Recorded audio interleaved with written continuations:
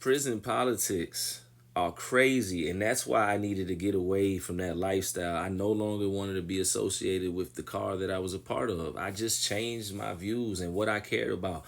My morals and principles were different the older I got. I didn't want to still feel like I was in prison inside of a prison because I was already in prison. Let me explain. You can still make the right decisions in that environment to lessen your stress level, anxiety, depression, etc. But I was not doing that. Why? Because I chose to continue to commit myself to an organization where, if I'll be honest with you, a vast majority of individuals did not care about their today or tomorrow. And if they woke up one morning and felt like crashing out, obviously, like I've seen and explained in the past, they would, and it could inadvertently put me in a situation where I would be in prison forever or worse. Man, I had just gotten to a place where I was not ready to lose my life behind somebody else having an argument. And if that doesn't make sense, I'm sorry. But I'm always going to be real with the room. It did not make sense for me to say that I would be more loyal to them than my own mama if I had to pick and choose. It did not make sense for me to say that that was my brother, and I don't even know who their parents are. I don't even know if y'all got kids, how you grew up. I don't know nothing. How are you my brother? If I'm gonna risk my life, my well-being, let it be for a reason. And I had just got there. I was tired. I had allowed it to make me start drinking in there, try other stuff. It was too much. All my phone calls to my old lady, it was just arguments with my girl, my mama, because I couldn't find joy or peace, not even within a visit from my mom at times, because of the extreme amount of stress that I had put on myself on top of being in prison. I lived with the feeling like I don't know who's gonna get into it today, but it's gonna cause some stuff to go down, and that's an ill feeling in there. You literally, to paint a deeper picture, one of your homies can get into something in four building and you don't hear about it, but the opposition side hears about it, and you're in one building. They can just hit you up just because they heard about what was going on. They got to you and you didn't even know. You just minding your business playing cards.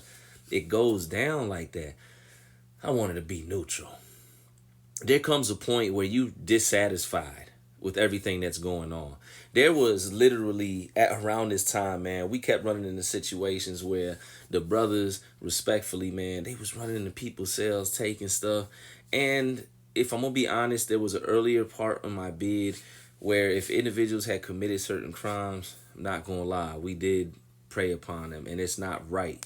And I apologize to this day, and I regret but I was a 22 year old kid. At best, it stopped. I was older now. I was 30. I was tired of the foolishness. And you guys obviously don't want to go home, and it's causing issues with everybody. I want to go home. So I had made a decision. Tomorrow's Friday. When they do the rec yard, I can get out there and talk to everybody. I'm just gonna go holler at the brothers and tell them what it is. Hopefully it doesn't go left. It could, because I'm up here, and sometimes when dudes is administering the V, they get super Saiyan charged up and they don't know when to stop. But my chances of survival leaving the organization, believe it or not, were better up there because I knew the brothers more up there. I had helped a lot of them in different ways, writing letters, paperwork, etc. So I already knew I had a certain level of respect. But once I got transferred, it would be an issue, because even though I was going to a lower level, I could end up at a spot like St. Bride's where I don't know anybody and they still call it gangland because it's in the middle of Tidewater. That's what could happen. So I couldn't waste time. I had to transfer in, and today was going to be or tomorrow was going to be the day.